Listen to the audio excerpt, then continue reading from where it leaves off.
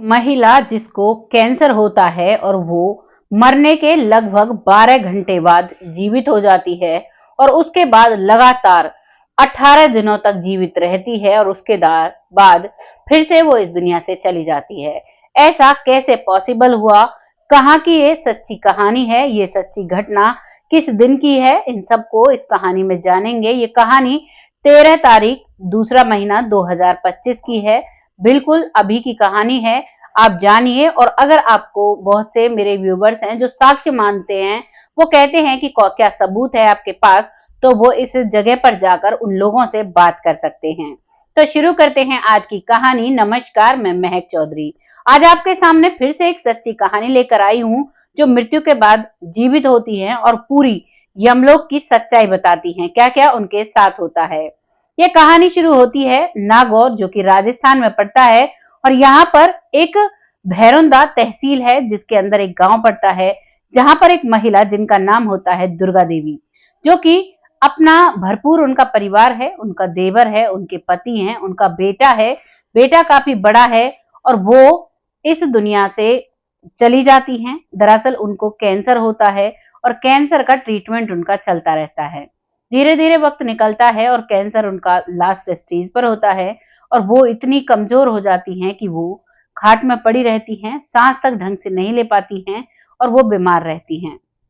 धीरे धीरे वक्त निकल रहा था और अब एक दिन क्या होता है कि उन महिला की सांस बंद हो जाती है, उनकी नब्ज नाड़ी जो होती है वो बंद हो जाती है, क्योंकि हॉस्पिटल वालों ने उसके लिए बोल दिया था कि अब आप इनकी घर पर सेवा कीजिए, इनका अब कोई ट्रीटमेंट नहीं है।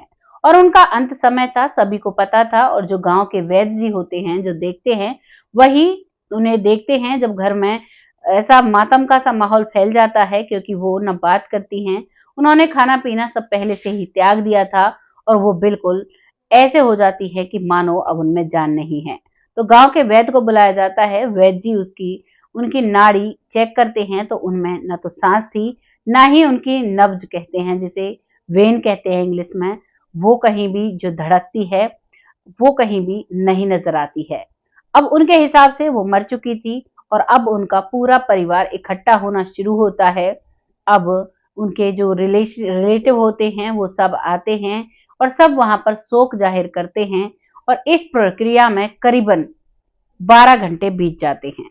शाम के समय वो जाती हैं इस दुनिया से और सुबह के करीबन 7:30 बज जाते हैं तो वो उठती हैं और उठकर अपने बेटे को आवाज लगाती हैं। वो कहती हैं, ओ माँ बेटा तुम कहाँ हो? मैं आ गई, मैं लौट आई। जब वो बेहोशी की सुध से ऐसे उठकर कहती है मैं लौट आई, तो घर वाले भी परेशान रह जाते हैं और वो पूछते हैं कि कहाँ से लौट आई, क्या हुआ? तो वो जो महिला बिल्कुल खाना पीना छोड़ चुकी थी, अब वो अपने आप को सही महसूस करती हैं और अब वो पीने वाली चीजें पीने लगती हैं, जैसे पानी हो गया, चाय हो गया, रबड़ी हो गई, ऐसी चीजें पीने लगती हैं और सारी बातें अपने परिवार को बताती हैं। वो बताती हैं कि मैं सोई हुई थी और 2 लोग मेरे पास आते हैं और वो मुझे उठा कर ले जाते हैं। मैं उनसे कहती हूँ कहाँ ले जा रहे हो? मेरा बेटा ओ माँ मुझे देखेगा, मैं अगर चली जाऊंगी तो वो मुझे ढूंढेगा, लेकिन वो मुझसे कुछ भी बात नहीं करते हैं।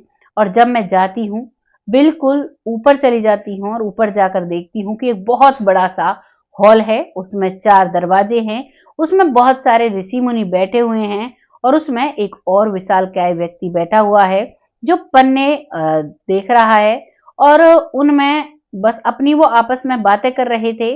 वो जाती है तो वो जो व्यक्ति बड़ा सा बैठा हुआ था वो उनकी तरफ देखते हैं और कहते हैं कि ये आप जाइए यहाँ से, आपके लिए यहाँ पर जगह नहीं है। इतनी बात वो सुनती है तो वो कहती है कि जब जगह नहीं थी तो आप मुझे यहाँ क्यों लेकर आए? तो वो जो उसके साथ थे 2 लोग, उनसे कहती है कि मुझे मेरे बेटे उमा के पास छोड़ आओ, वहां पर बहुत जगह है।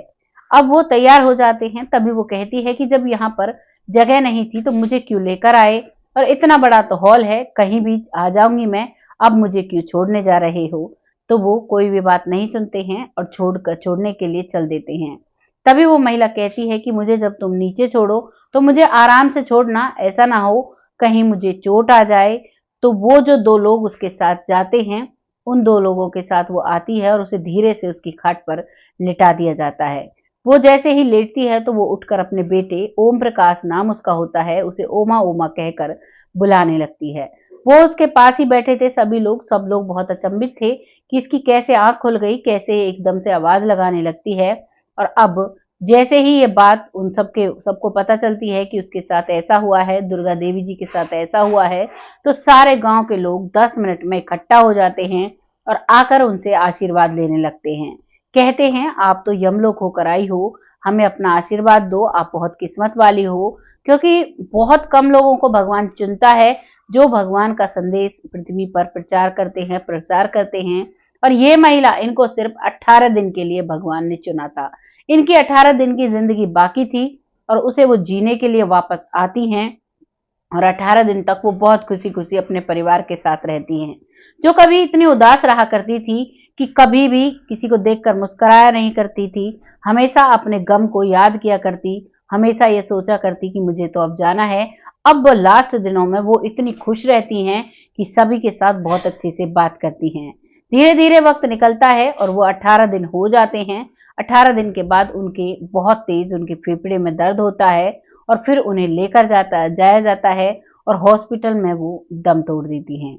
जब वो दम तोड़ती हैं उसके बाद उनका अंतिम संस्कार किया जाता है और अब उनके जो अंतिम दिन होते हैं, जो शोक सभा होती है, वहां पर लोग बैठे हुए हैं। कोई भी मेरा ऐसा व्यूवर है जिनको, क्योंकि बहुत से ऐसे होते हैं, सबका एक जैसा एक अपनी भावना नहीं होती, सबका एक अलग तरीका होता है। तो जिस किसी को भी लगता है कि ये बात झूठ है तो इस जगह पर जाकर आप पता कर सकते हैं, जो कि राजस्थान नागौर में है। और यहाँ पर एक जगह है भैरुंदा तहसील, जहां पर ये गांव है, वहां पर ये बात काफी चर्चित है। आप किसी से भी जाकर मिल लीजिए, आपको पता चल जाएगा। बहुत जल्द ऐसी ही किसी सच्ची घटना के साथ आती हूँ। तब तक खुश रहें, आबाद रहें। और अब वक्त आता है ऐसे लोगों का जो लोग हमें सपोर्ट कर रहे हैं, उनके भरपूर सपोर्ट से हम आगे। इनमें सबसे पहला नाम आता है रविंद्र प्रकाश जी, जो कहते हैं जिसके साथ घटती है वही जानता है। हम आपकी बातों को बिल्कुल सच मानते हैं। ऐसे ही समय समय पर लोगों के साथ ये घटनाएं शेयर करते रहिए। जी बिल्कुल, शेयर होती रहेंगी। आपका तहे दिल से धन्यवाद जो आपने अपना कीमती वक्त निकालकर अपना कमेंट लिखा। ऐसे ही अपना सपोर्ट बनाए रखें। अगला नाम आता है रमेश पाटिल जी, जो कहते हैं कि मेरा नाता भी जो पेंसिल पकड़ता है उसके हाथ में वो इरिटेट होता है, दर्द होता है।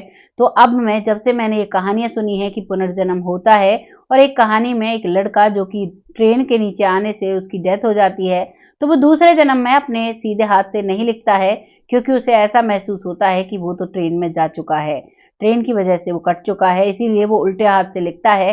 तो अब उन्हें थोड़ा थोड़ा महसूस होता है कि शायद मेरे नातू के साथ भी ऐसा कुछ हुआ हो, इसीलिए वो उन्हें फोर्स नहीं करते। जी बिल्कुल, ऐसा हो सकता है, किसी को नहीं पता कोई कहां से आया है, किसका पिछला जन्म क्या था, किसने क्या क्या दुख सहे हैं। तो आपस में एक प्यार बनाकर रखें, एक दूसरे की भावना को समझें, यही हमारी मानवता होती है। ऐसे ही अपना सपोर्ट बनाए रखें जिससे कि हम आगे बढ़ पाए। अगला नाम आता है निमिता सिन्हा जी, जो कहती हैं मेरा 21 साल का बेटा था, काश उसका पुनर्जन्म हो जाए। जी बिल्कुल, आपकी बात बिल्कुल सच है। वही जानती है जिसका बेटा इस दुनिया से जाता है, क्योंकि माँ और बेटे और माँ बेटी का एक रिश्ता अनमोल होता है। अगर हमारे साथ ऐसा कुछ घटित हो जाता है तो बस हमें हर वक्त ऐसा ही लगता है कि काश कहीं से मेरा बच्चा किसी भी रूप में आ जाए। एक माँ को वाकई में ऐसा लगता है। हम आपकी भावनाओं को समझते हैं और हम आपकी भावनाओं की बहुत कद्र करते हैं, लेकिन ईश्वर में विश्वास रखिए, उसने जो तय कर रखा होगा वो जरूर होकर रहता है। अब उनका विधि का जो विधान है उसे वही लिखते हैं और वही चलाते हैं, उसे कोई नहीं बदल सकता। तो इसलिए आप धैर्य रहिए, धैर्य रखिए और शांति रखिए, प्रभु में आस्था रखिए, मन को थोड़ा शांति दीजिए। जो उन्होंने लिखा होगा वो आपके सामने जरूर होगा।